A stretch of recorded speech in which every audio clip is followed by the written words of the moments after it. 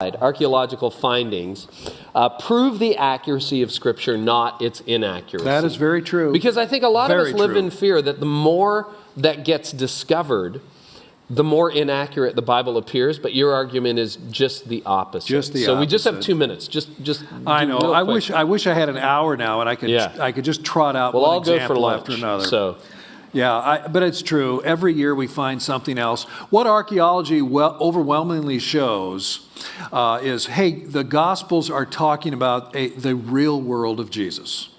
And in some cases, we make finds that are stunning confirmations of certain details. But in general, archaeology just shows that the Gospels have verisimilitude. They really are talking about a real place, a real time, real people, real events. And it was right there, the time of Jesus. Okay, so you had told me earlier that archaeologists actually use the Bible to figure out where to dig. Yeah, you won't find an archaeologist in Israel digging without reference to Matthew, Mark, Luke, John, and the book of Acts, and Josephus, the Jewish historian. Those are the key texts. No archaeologist uses the Gospel of Thomas or the Gnostic Gospels. They'd be laughed out of the discipline. They use the Gospels because they have found them to be reliable. They know where to dig and how to interpret what they dig up.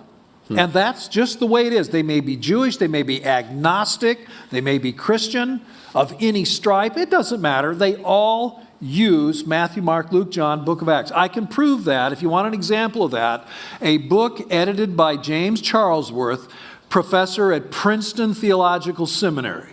Okay, so not some podunk school, Princeton, James Charlesworth, and it's entitled Jesus and Archaeology. 31 contributors, 8 or 9 of them Jewish, not Christian at all, about 10 of them professional archaeologists, the rest either Bible scholars or historians. You turn to the back, the index of the ancient texts that are cited in doing the work. The Gospels, Matthew, Mark, Luke, John, and the book of Acts are cited over 1,000 times in this book. The Gnostic Gospels are never cited at all.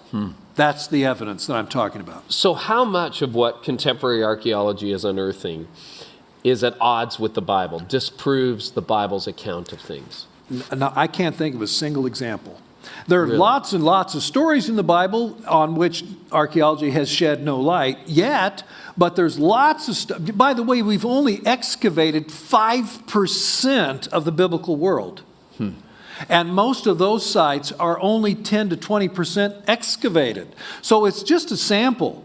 And as we keep digging and keep looking, and it's going to go on for who knows how many centuries, as we keep going, we just, yeah, that's right. Oh, we used to think, some skeptics used to think that was a myth. Oh, it turns out it's a real thing. And that's the steady progress. Archaeology is only, in a modern scientific sense, just a little over 100 years old. So this is the part that really surprised me. That the more historians and archaeologists discover, the more accurate the Bible appears. It is. And if we had time, I could tell you about the minimalists. People would say, oh, there was no King David. Samuel and Kings are just, that's a mythological kingdom. They have been terribly embarrassed the last 20 years because we have found an ancient inscription by the Syrians, not the Israelites, referring to King David. And the excavations in Jerusalem and elsewhere continue to show that these old stories in the books of Samuel and Kings actually are talking about real things. Wow.